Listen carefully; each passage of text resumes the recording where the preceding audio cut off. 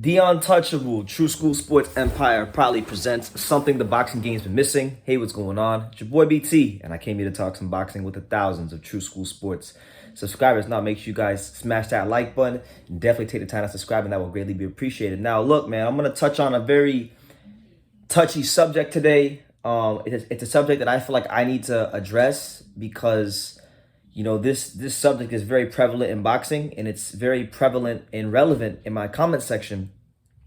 And that's the subject of race, culture, ethnicity, and how it basically shapes the sport of boxing and how people perceive fighters, boxing, things like that. Now, look, I'm gonna just if you guys don't take nothing else from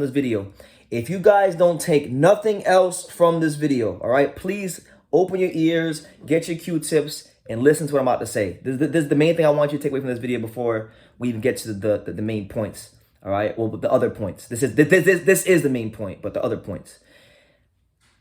Me, Brendan Nelson Taylor, the Untouchable True School Sports Empire, BT, just a kid from Dania. Me, I do not give a flying. I don't care. I don't care about where a fighter is from. I don't care about their race. I don't care about their culture. I don't care about their ethnicity. I don't care about none of that. Now, obviously, you guys see the American flag behind me. I'm a proud American. I love my country. This country is the country that my father fought for and suffered for, really. So I was taught as a kid to love my country. And I feel like people, wherever you're from in the world, you should love your country as well. You should love who you are. You should love the things that make you who you are. You know what I'm saying?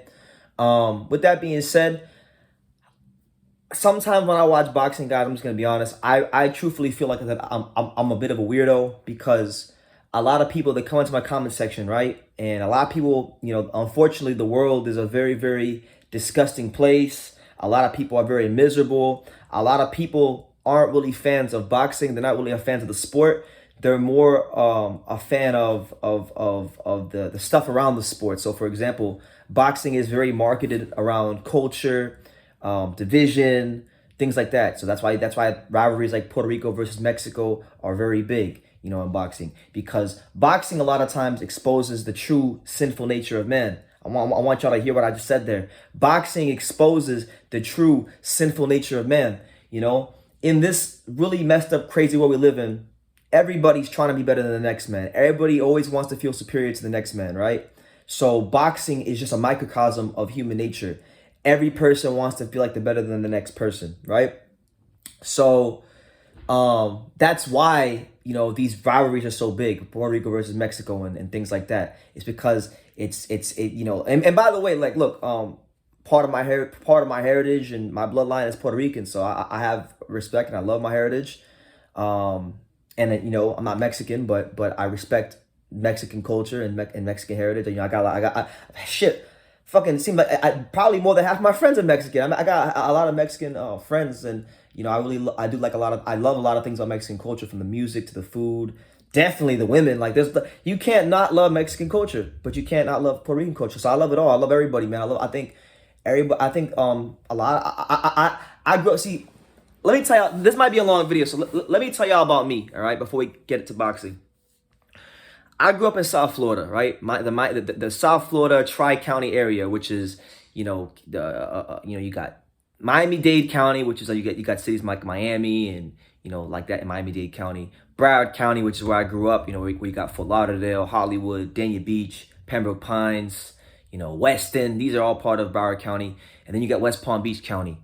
With like Boca Raton, Delray Beach. All great, all different places, all different worlds, but all places that I've come to appreciate over the years. And not many places in this world are like South Florida. South Florida is one of the most culturally diverse and ethnic places in the world. And I've met so many people here in South Florida from different countries and cultures. And I grew up in this culture, so I never really saw people for their race or their ethnicity. I just saw them from their character. And that's how my dad also raised me as well, to judge people on their character, not how they look or anything like that. So, I've got friends right now. I got people right now that are from Argentina, Guyana, Trinidad and Tobago, Tajikistan, Russia, Puerto Rico, obviously the USA. And the list goes on and on. So I love everybody, man. I love everybody. Everybody's got their differences about them, and that's what makes them unique. Same thing goes for boxing. There's great fighters from all around over the world. Obviously, the USA, England, Mexico, Nicaragua, Scotland, Japan. There's a lot of great boxing countries out there in the sport, and I like fighters from all those countries I just named and many other countries. So going back to why I personally don't give a flying fuck about culture or race in boxing is because boxing is very personal to me. Like for me, I'm gonna tell y'all another story about me, all right? Because I need to tell y'all this so y'all understand the place I'm coming from, because I never want to feel misunderstood here on YouTube, and I don't want anybody to project their worldviews onto me, because that happens a lot. A lot of times I might criticize a fighter who's from Mexico, like Canelo, or a fighter who's a Black American, like Wilder, or a fighter who's British, like Anthony Joshua, or Edgar Berlanga, who's from Puerto Rico. I might criticize these fighters, and I've criticized all those fighters I just named to you at some point in their career or another, and said things that people don't agree with, but they're my opinions, and that's why you guys come here. That's why we've gotten over, at this point in time, 23 million views and have been able to sustain ourselves here on YouTube, because you guys, there's been enough interest in what I'm putting out there and what I'm saying for you to guys to keep coming back over and over and over again over the years. So I continue to be myself, because being myself and being authentic is what's gotten me this far in boxing and in life. So keep that in mind when you live your life. But a lot of times people like to say, well, I don't like this fighter because he's Mexican. Or the other day, somebody said, oh, well, you're a Mexican in disguise because you're hating on the Puerto Rican. Or they might say, well, you hate the Black Americans because you only like white fighters. And then they might say, well, you hate and then I've also gotten, you hate the Eastern European fighters because you like the Black American style. So I've been criticized of being a racist, quote unquote, of every country in boxing. And really, when it comes down to it, I'm someone who really loves this sport. Like, I'm 26 now. When I was 19 years old, and I told the story before, but I'll tell it again. When I was 19 years old, I was going through a lot of things in my life. I was trying to find my way in life. I was trying to figure out just who is BT, who is Brendan Taylor, because I wasn't the untouchable back then. I was very much touchable. I was very much a not confident person.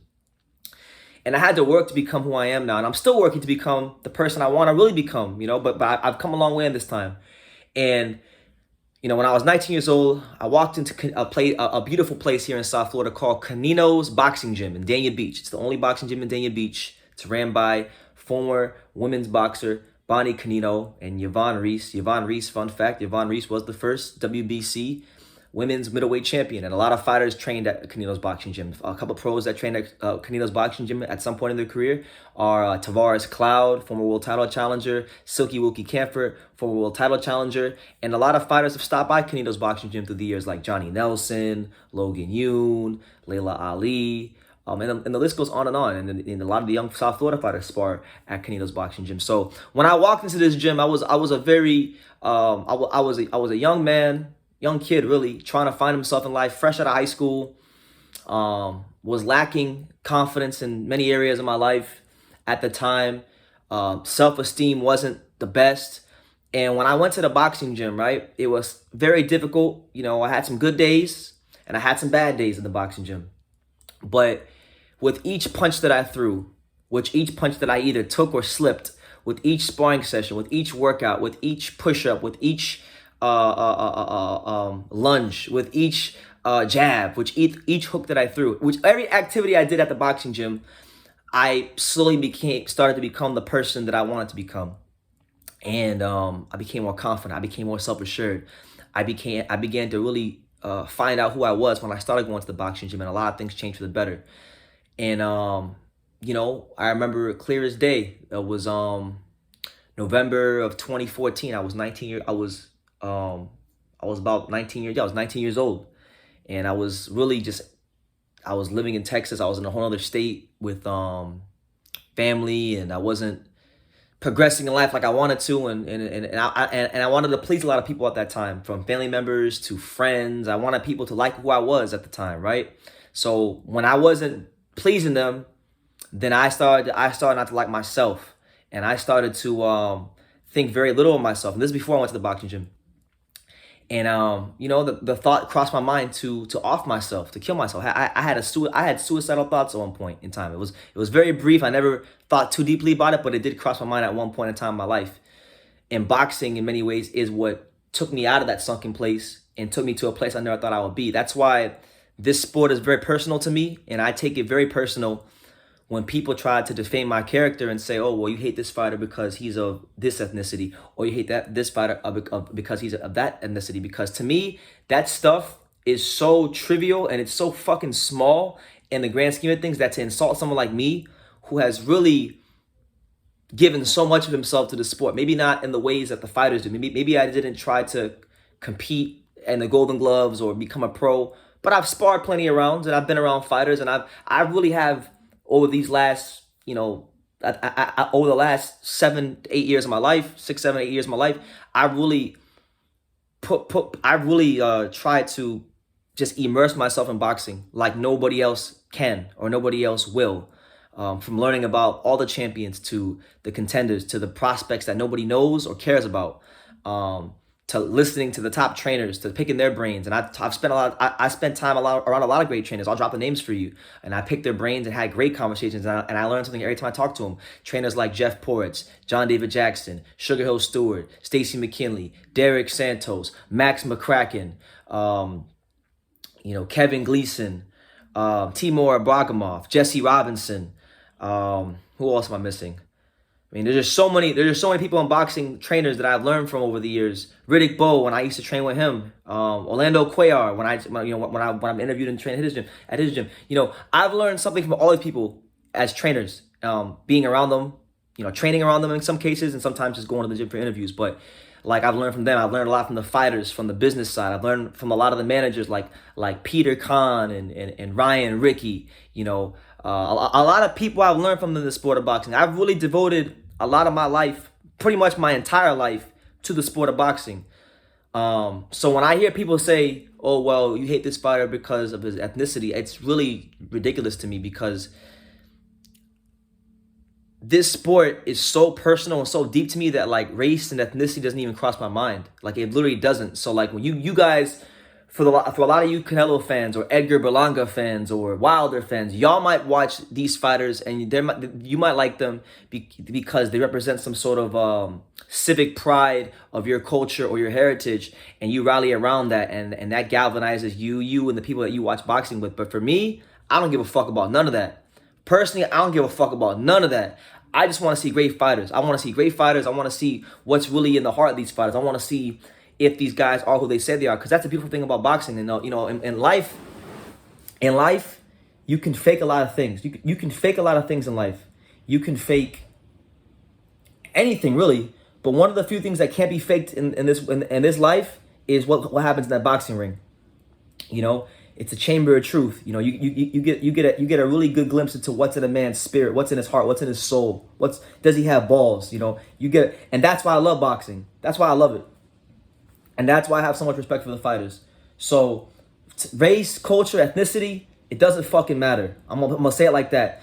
Yes, I understand that the sport. Now I'm gonna explain something to you simple-minded idiots out there that don't see the bigger picture of things. Now, a lot of you guys get caught up in race, culture, ethnicity, your culture being better than the other person's culture because this fighter beat that fighter.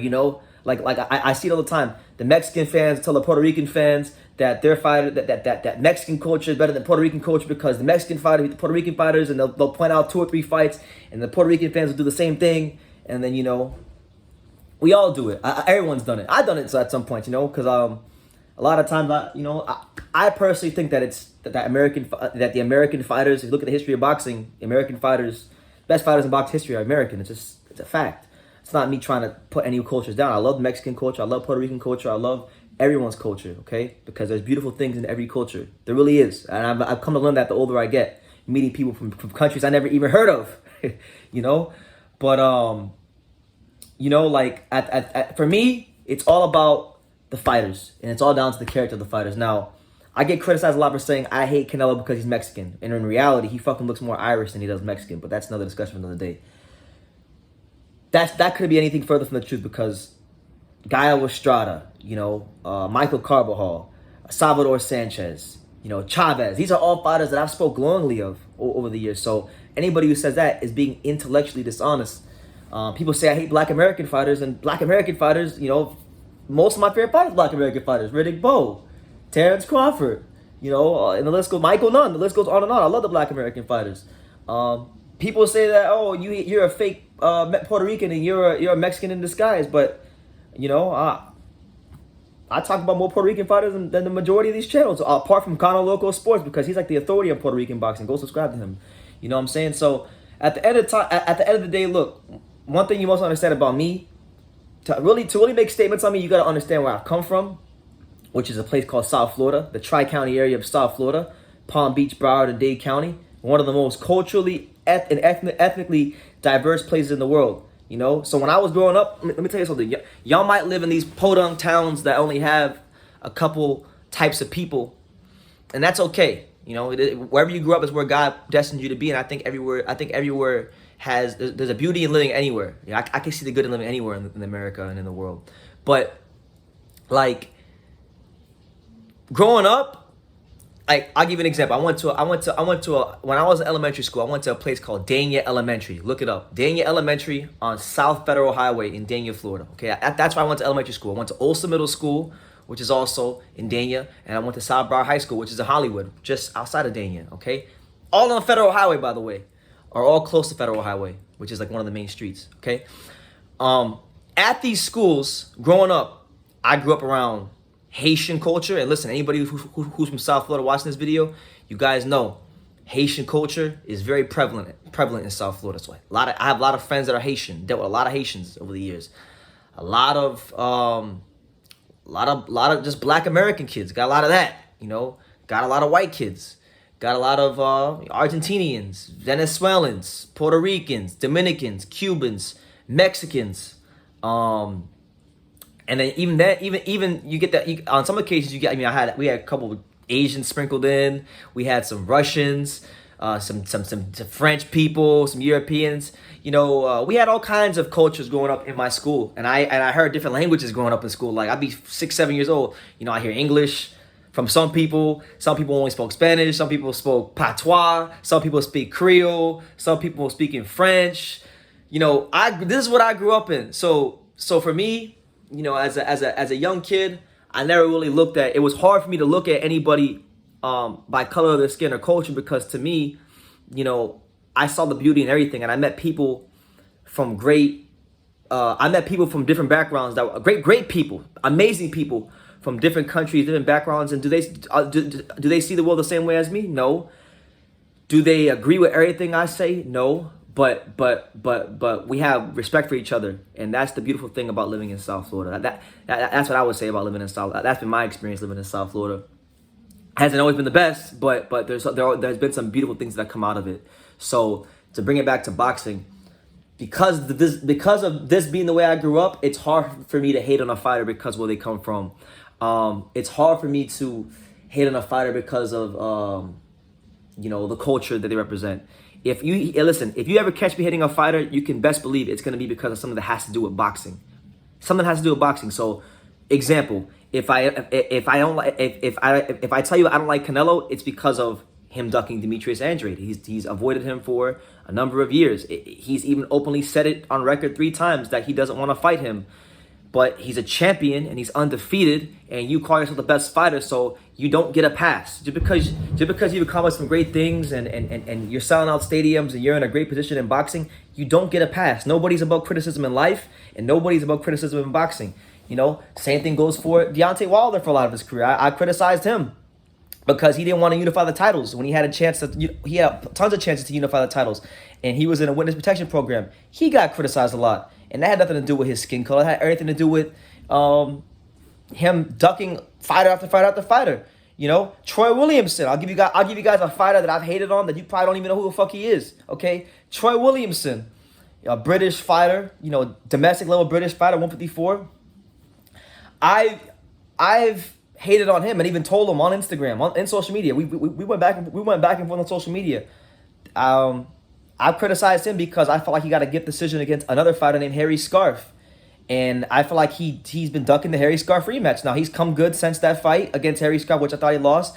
And he's had some good performances, but I still want to see the Harry Scarf rematch. All right? And I was getting criticized in that video of hating Troy Williamson. So whether you're British, American, Mexican, Puerto Rican, I don't give a flying fuck. You are not above criticism, all right? If you're doing some fuck shit, if you're doing some punk ass shit, like ducking a fighter that's a champion in your weight class who's undefeated like Canelo does, or not making big fights happen when you're getting career high paydays like Deontay Wilder did on many occasions with Anthony Joshua, you get criticized for it. If you have a close fight with a fighter and you get a dubious decision and you just avoid the rematch because you say you have bigger and better things to do, like Troy Williamson does, you get criticism for it. So nobody's above criticism, you know. At the end of the day, with me, I didn't get into boxing because I want America to be the best. I mean, I would like to see the American fighters win because this is where I'm from. This is my country. I love my country. But if they don't win, it's okay with me because whoever beats them is the better man. You know, I can live with that. There's more to life than just boxing. There's more to life than the false sense of, you know, cultural superiority. Okay, you know what I'm saying? So, I didn't start following boxing because I want the Puerto Rican fighters to be better than the Mexican fighters, or I want the American fighters to be better than the Mexican fighters, or the Mexican fighters to be better than the American fighters and the Puerto Rican fighters. I didn't get into boxing for none of that. I didn't start covering boxing for none of that. I got into boxing because I want to find out who's the best. I got into boxing because I really do appreciate all the styles of boxing, and I got into boxing because for those of you who don't know, and I'm gonna end the video soon because this is a long video, but for those of you who don't know, before I started covering boxing, y'all could go look up the videos, all right? Before I started covering boxing, I used to cover the NBA.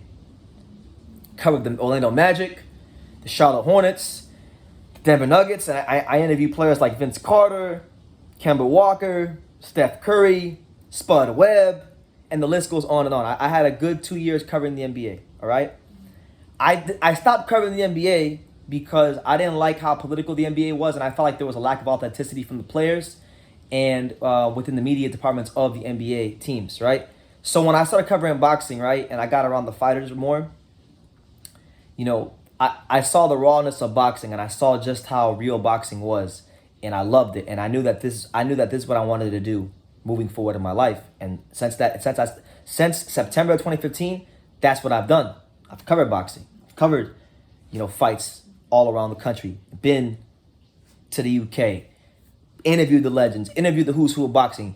You know, when it comes to boxing interviews and the names that I have on my resume and the quality of interviews we've done, I'll put my interview resume up against anybody in boxing, and I think it'll hold pretty. I think it'll hold pretty well against anybody. You know what I'm saying? So, all I'm saying is this. I don't watch boxing for none of that stuff. I don't care about whose culture better than the other. I don't hate a fighter because of their race, culture, ethnicity. I don't even give a fuck about race, culture, ethnicity in general. Like, just apart from, I don't even care about that in general in life.